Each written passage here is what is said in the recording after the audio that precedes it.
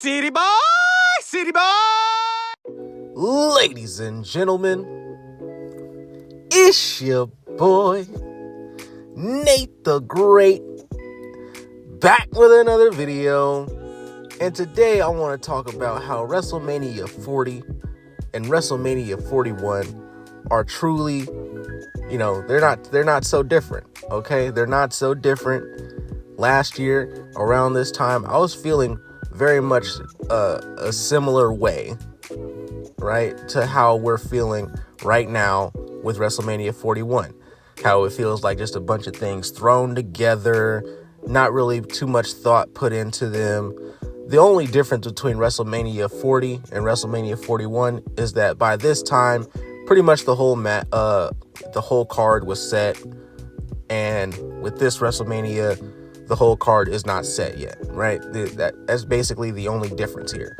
But if we really look back, if we really think about it, if we think about last year's WrestleMania season, okay, a bunch of matches and a bunch of feuds were just cobbled together, and they didn't really make too much sense. And if they did make some sort of sense, they didn't have any creative put into them at all, okay? Let's just look back at Bobby Lashley and the Street Profits versus the Final Testament. Does anybody remember this? Of course not. But this was one of the first signs for me, right? Watching Triple H's booking, that I was like, this guy has absolutely no idea what he's doing. Because if you remember, around this time, Bobby Lashley and the Street Profits, they were feuding with the Final Testament, and the feud was very, very lackluster. Now, you can blame Bobby Lashley, you can blame the Street Profits, you can even blame the Final Testament, but who I choose to blame is the person that's in head of creative, and that would be Triple H. Now, Bobby Lashley and the Street Profits, they would come out, they would say some words, right? And then the Final Testament would come out, they would brawl, and that would be that, okay? Week after week after week, this is what we were getting. It would either be Bobby Lashley and the Street Profits coming out, right? Or the Pride, whatever. They would come out, they would say some words, and then they would brawl with the Final Testament. Or the Final Testament would come out. They'd say some words. Maybe they'd be backstage saying some words. But at the end of it, they're brawling, right, with the Street Profits and Bobby Lashley. And this is what we got for weeks on weeks on weeks on weeks up until the actual WrestleMania match, which was, again, lackluster, all right, full of botches and just a straight snooze fest, okay? What other matches were there, right? We had Jimmy and Jey Uso. Their feud was ass, okay? Didn't even come together until the very last minute. There were so many things, so many angles that could have been taken in this feud, but instead, what happened? We just had Jimmy coming out, beating up on Jay, right? Maybe Jay beats up on Jimmy, right? They don't really do many callbacks to, their bloodline ties. They don't have really any scathing promos against each other. Neither of their characters were really fleshed out, right? They just came out, had a couple of brawls, and the same thing, lackluster WrestleMania match. In fact, one of the worst WrestleMania matches of all time, okay? And that was that. Another feud that happened last year where it just simply didn't make sense was the biggest feud of the year, and that was the Cody Rhodes, Seth Rollins, Rock and Roman saga, okay? Now, if we take a step back, let's remember what happened, okay? Because a lot of people just seem to forget and gloss over the fact that this whole thing came together with absolutely no creative in mind, all right? If any creative was put into this at all, it was from The Rock and Brian Gerwitz, all right? Now, last year's Royal Rumble winner was Cody Rhodes, all right? We remember this. Cody Rhodes wins the Royal Rumble, okay? He wins the Royal Rumble. He points up at the skybox where Roman Reigns is sitting for some reason, right? And, all signs point that Cody Rhodes is going to be facing Roman. We come up to the next Friday night SmackDown, where we're expecting Cody Rhodes to pretty much cement that he's going after Roman. But on Monday, Seth Rollins basically begs Cody Rhodes to, go after him in a title match, okay?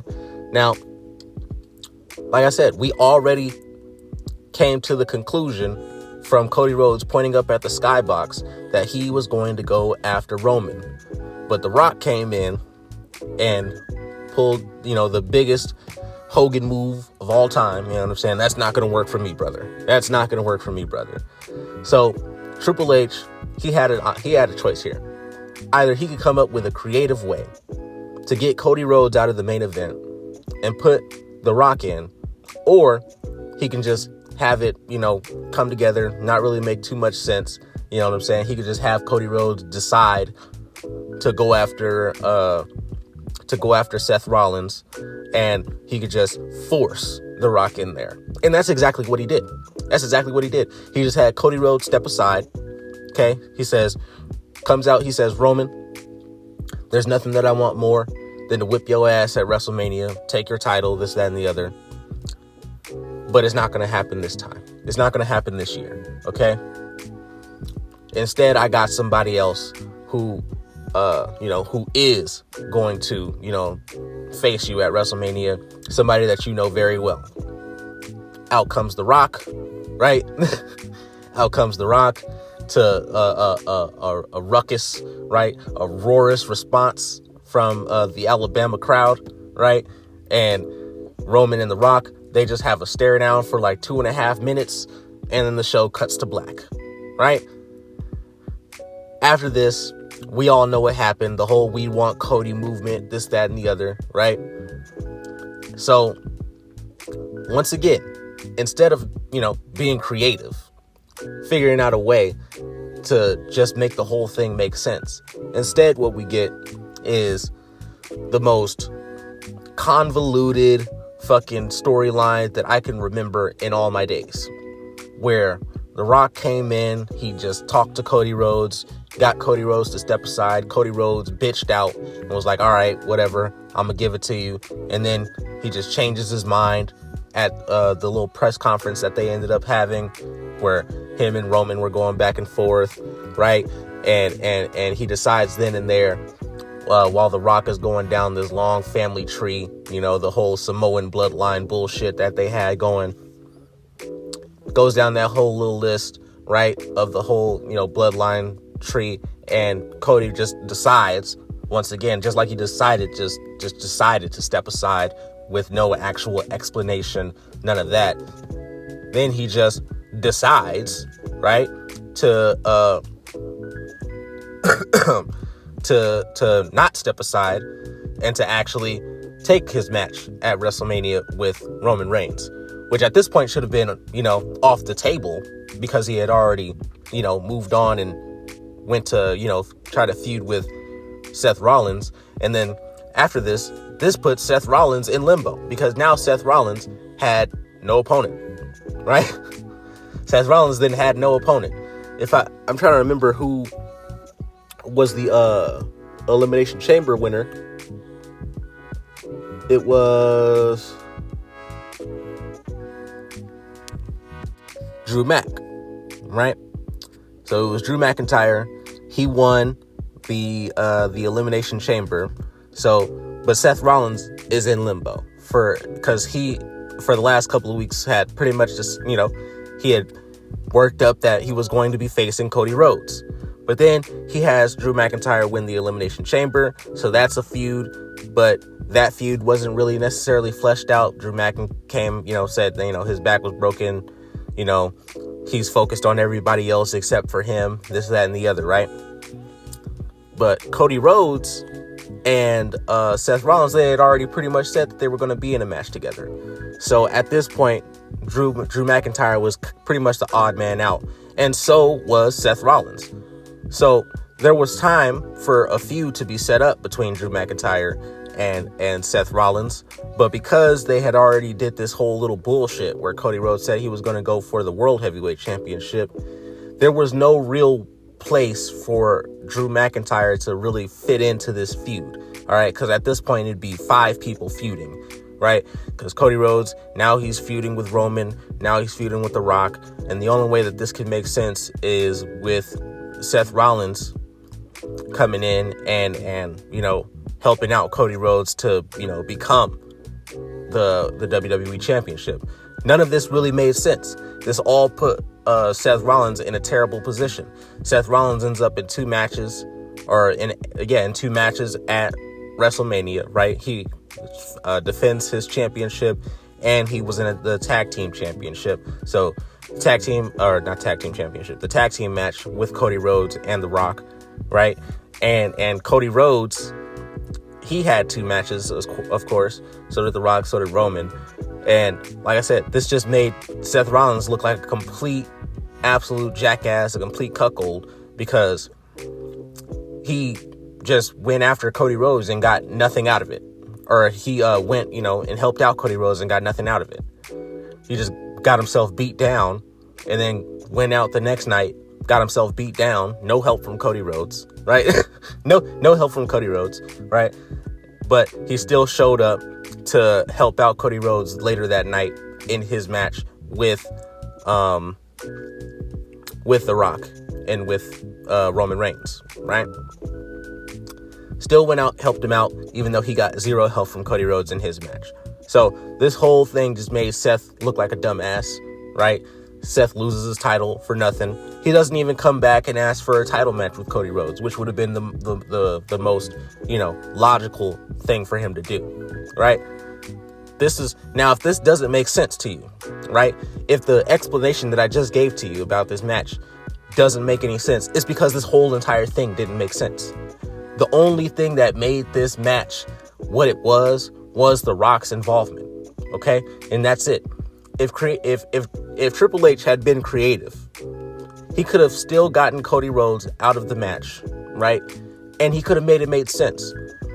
I stand on it to this day that the only reason why people were legitimately upset that and doing a whole bunch of bullshit, and I mean it still doesn't matter. You still don't send death threats to people and do all this extra shit over a fucking wrestling show. But I still stand on it that to this day, the only reason why people were so upset, why people were so mad that Cody Rhodes had stepped aside and let The Rock, do what he was going to do, is because there was no creative put into it. Now, if you had Cody Rhodes come out the next night, right? Cody Rhodes comes out the next night after winning the Royal Rumble, right? Becoming the 2-time Royal Rumble winner. And he gets beaten to an absolute bloody pulp by the Bloodline, right? Beaten to an absolute bloody pulp, all right? And he's taken off TV. At that point, and, obviously add a couple of different elements in there, right? But at least take him off of TV.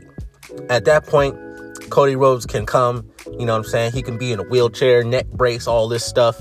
He can come out, talk to Roman on the mic on a Friday Night SmackDown. Roman's like, we got your guy out of there. He's not gonna be able to pull up. All right. There's nothing that you could do about it. All right. So I get to choose who I'm gonna face at WrestleMania, right? That's what Roman says. Then, like I said, Cody Rhodes comes out, damn near full body cast, whatever you want to do with it, right? And he says the same thing basically that he said, right? Where he says, I may not be able to face you this year because you took the coward's way out, all right? But I do have somebody that very well that's going to be able to take over for me. Boom. Out comes The Rock, right? Boom, out comes The Rock. I think people would have had a lot less of an issue with that booking as opposed to Cody Rhodes coming out, doing his little fucking cuck face and just stepping aside for The Rock. Saying, oh yeah, well, I would face you this year, but it's just not going to happen this year.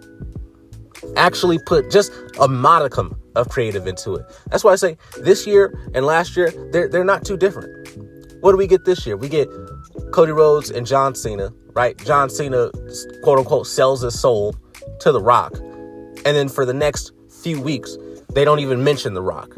They finally mentioned The Rock on this past Monday Night Raw, but it was in passing, right? I'm not the one who sold my soul to The Rock. Yeah. And that's that. That was the extent of mentioning the whole Rock thing, because Rock's not even going to be there. Triple H didn't plan for this, okay? Triple H didn't plan for The Rock not to be there. And then for some reason, just to get Cena to turn heel, he has The Rock out there, has Travis Scott out there. Travis Scott hasn't come up since like the first night that Cody Rhodes had got his ass whooped, right? That Monday Night Raw, I believe. He hasn't been mentioned since then, because Travis Scott's not going to be there. Travis Scott's not even a part of this whole thing, right? He just so happened to be there. Just like The Rock pretty much just so happened to be there. There still is no explanation as to why John Cena sold his soul, quote unquote, to The Rock, or if that even is still a thing. We know from reports that The Rock is most likely not going to be at WrestleMania. And John Cena is not going to show up over the next couple of weeks. The next time we're going to see John Cena is at WrestleMania. So this whole thing has been a big fat nothing burger, right? We finally got a decent promo out of the two, where they really did their best to cook each other, on a personal level in the ring. But as far as the storyline goes, none of it still makes any sense. We still don't know why John Cena decided to team up with The Rock, or if that's even a thing anymore. We don't know why Travis Scott was out there. We don't know why John Cena, or how the whole thing makes sense where John Cena just wins the fucking Elimination Chamber clean, yet somehow The Rock knew that he was going to win the Elimination Chamber clean, and somehow The Rock had a contingency plan for Cody Rhodes just in case John Cena, just in case Cody Rhodes decided not to go after, not to take him up on his offer. We still don't know any of this stuff. We still don't know the why. All we have is the what. And that is that now John Cena is heel. Now he is going after Cody Rhodes as a heel, and he wants to win his 17th championship. This is it. This is what we're getting. And like I said, if you had looked, and if you had paid attention to the signs, right? To the signs. Last year, everything in WrestleMania was a bunch of filler. A shit ton of filler matches. Whether it was LA Knight and AJ Styles, that feud was lackluster, right? So whether it was LA Knight and AJ Styles, right? Whether it was Bobby Lashley and the Street Profits versus the Final Testament, even Becky Lynch versus fucking Rhea Ripley, fucking Jimmy Uso and Jey Uso. Just go down the list of all the matches that happened last year, and they're all filler. All of them are filler.